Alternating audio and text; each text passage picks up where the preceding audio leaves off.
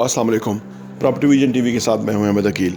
जिस तरह ये कहा जाता है ना कि आज़ादी हासिल करने के लिए इंसान को स्ट्रगल करनी पड़ती है, जद्दोजहद करनी पड़ती है, मुश्किल का सामना करना पड़ता है, एक्स्ट्रा काम करना पड़ता है। बिल्कुल ये इसी तरह ही मुआशी आज़ादी हासिल करने के लिए भी यही कुछ करना पड़ता है। जब आमतौर पे आपने देखा हो जो मुलाज़म पेशा लोग होते हैं वो 9 to 5 काम करते हैं, बल्कि उससे भी कम ही काम करने की कोशिश करते हैं और उसके बाद वो थक जाते हैं और फिर वो कोई और काम नहीं कर सकते। वो अपने ऊपर फिर उनको सैटरडे संडे छुट्टी मिलती है तो वो पूरा सस्ताते हैं, इतना थक जाते हैं कि वो। इसके बरक्स जो कारोबारी लोग होते हैं, अगर आप छोटा सा कारोबार को देखें, किसी दुकान वाले को देखें, वो संडेज़ को ही बैठे होंगे, यानी शायद संडे भी छुट्टी नहीं करेंगे। ये क्या वजह है? ये वजह ये है कि वो क्योंकि माशी फ़ायदा उठा रहे होते हैं और माशी आसूदगी होती है और वो पैसा कमा रहे होते हैं, तो उनको थकन नहीं होती। यहाँ आप इसको ग़ुलामी और आज़ादी वाली चीज़ से जोड़ें कि जब बंदा नौकरी कर रहा होता है तो वो ग़ुलामी का सा एक समा होता है जिसके अंदर वो थकता बहुत है। लेकिन जब वो अपने काम कर रहा है, चाहे वो रेडी ललबान हो या चाहे वो छोटी सी दुकानदारी हो, शाम को उसकी 10,000 की सेल है जितनी भी है, उसमें उसका 2,000 बचा है, 1,000 बचा, तो वो और तरह की बॉल गेम हो जाती है। मुआशी आज़ादी हासिल करने के लिए भी तब तक हो नहीं सकती जब तक कि बंदा इस वाली ग़ुलामी वाली नौकरी से ना निकले। ये अनफॉर्चुनेटली ये ऐसा मीठा जहर है कि जिसने बहुत सारे लोगों को निगल लिया। नस्ल दर नस्ल वो ग़ुलाम रह गए, नस्ल दर नस्ल वो पीछे रह गए, बाय चॉइस पीछे रह गए। और इसमें बहुत टैलेंटेड लोग थे, बहुत बड़े बड़े काम कर सकते थे, लेकिन वो उन्होंने नहीं किया और वो वही सोचते रह गए। फ़र्स्ट फ्लाइट हमने कहानी पढ़ी थी बहुत पहले, कई साल पहले अपने टेक्स्ट बुक में।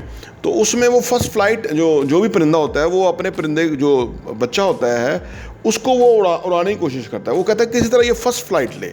जब वो फर्स्ट फ्लाइट ले लेता है ना, तो वो फिर इंडिपेंडेंट हो जाता है, वो फिर उड़ना शुरू कर देता है, उसको फिर मज़ा आ जाता है, वो फिर रुकता नहीं है। और परिंदे आपको पता है उड़ते रहते हैं और एंजॉय करते हैं लाइफ को। लेकिन अगर वो ना उड़ सके, फ़र्ज़ करें परिंदा उड़ने के लिए अगर ना उड़ सके, तो उसकी लाइफ ही नहीं है। आपने देखा होगा हमारे घर में भी अगर चिड़िया ने कहीं घोंसला बनाया हुआ है और वहाँ से एक चिड़िया का बच्चा गिर जाए ज़मीन पे, वो उठ नहीं सकता, वो फिर उसको कोई बिल्ली खा जाएगी, कोई वो खुद मर जाएगा।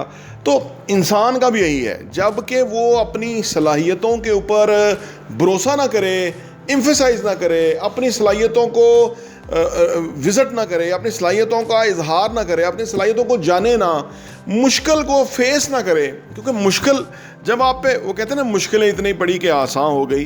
जब मुश्किल आती है तो उसमें इंसान का जो करैक्टर है वो खुल के सामने आता है, इंसान के अंदर जो लीडर है वो सामने आता है, इंसान के अंदर जो ब्रेव इंसान है यानी बहादुर है वो सामने आता है।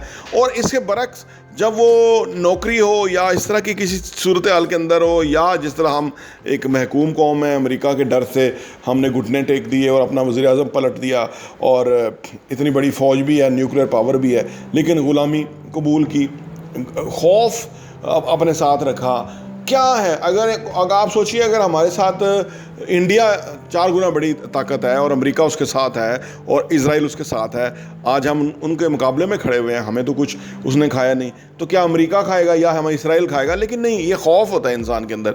तो इसी तरह अगर आप उसको अपनी मुआशी सूरत हाल के साथ जोड़ें तो आप समझेंगे कि ये जो मैंने बेड़ियाँ पहनी हुई हैं, वो हाथी नहीं, हाथी की मिसाल आपने सुनी है ना, कि जब हाथी का बच्चा होता है उसको एक रस्सी डाल देते हैं और संगल डाल देते हैं, वो कोशिश करता है, नहीं खुलता, हाथी बड़ा हो जाता है, बहुत बड़ा हाथी हो जाता है, वो एक टांग हिलाए तो दीवार गिर जाए, वो कमरा गिर जाए, तो वो संगल टूटना क्या मानी रखता उसके लिए, लेकिन वो कोशिश ही नहीं करता, क्योंकि इतनी देर ग़ुलामी करने के बाद वो ग़ुलामी वो कबूल कर लेता है। जो कैदी जेल काट के आते हैं 20 साल, वो जब बाहर आते हैं ना, तो उनको बाहर की जो आज़ादी है वो पसंद ही नहीं आती।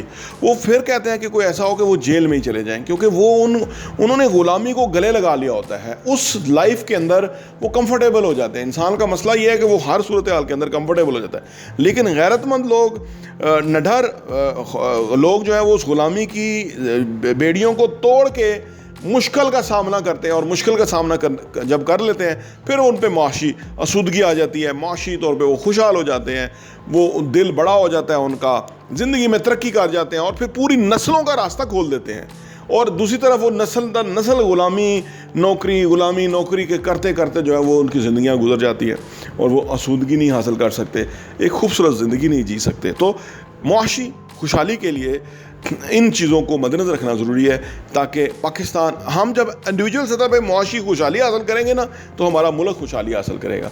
तो ये इस तरह से हम मुल्क को की खिदमत कर सकते हैं, सपोर्ट कर सकते हैं। और अगर हम रेंगते रहे और डरते रहे तो फिर ना मुल्क का फ़ायदा ना हमारा फ़ायदा है, फिर हम वो भीख मंगी कौम रहेंगे जो IMF से $1 अरब और कभी अरबियों से जाके $1 अरब की भीख मांगते हैं, और वो उसी के ऊपर हमारी शान और शौकत, जैली शान और शौकत है, और उनके ग़ुलाम हैं, पटा उनका गलों में डाला हुआ है, और हम मुआशी तौर पर गरीब मुल्क हैं।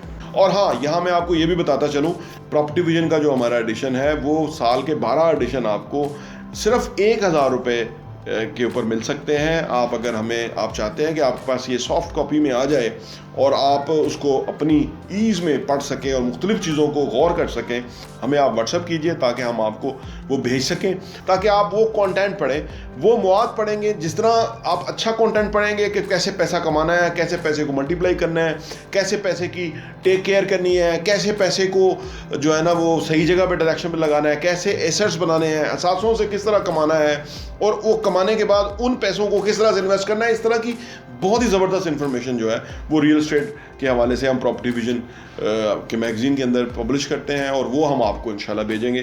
प्रॉपर्टी विजन TV देखने का बहुत बहुत शुक्रिया।